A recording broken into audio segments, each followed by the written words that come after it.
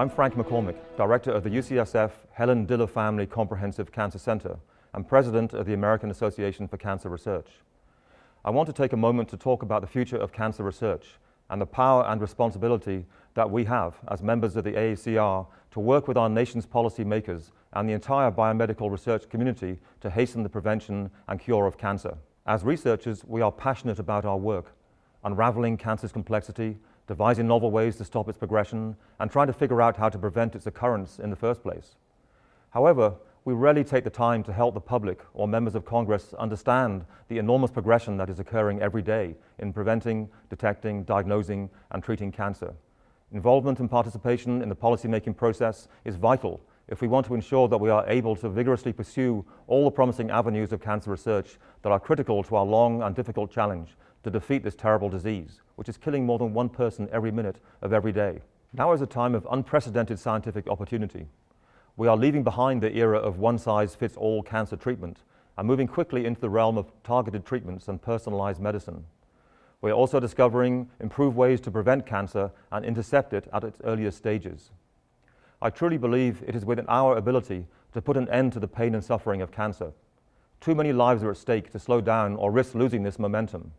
But right now, the frustrating reality is that our unlimited potential is constrained by budgetary challenges, as well as lukewarm support from many members of Congress. For the past decade, the budget of the National Institutes of Health has remained essentially flat. And when factoring in the rate of biomedical inflation, the agency has lost about $6 billion in purchasing power, nearly 20%. If you haven't seen or felt the effects of this funding crisis directly, you're one of the lucky few. Today's chances that a scientist will be awarded an NIH grant to pursue potentially game-changing research have reached an all-time low.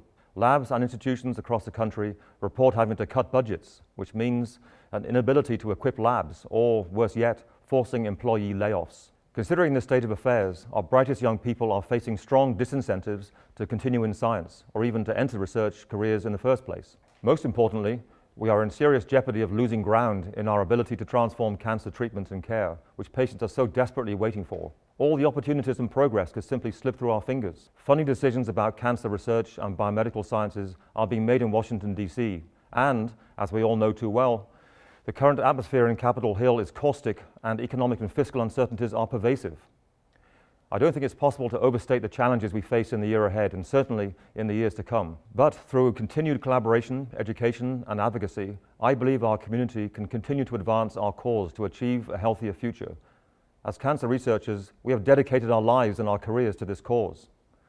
We do it for our families and our friends, for our patients, and for future generations. We do it to turn hope into cures and to give everyone the chance of leading a long, fulfilling life. Now is the time to stand united, to talk about our work outside the scientific community.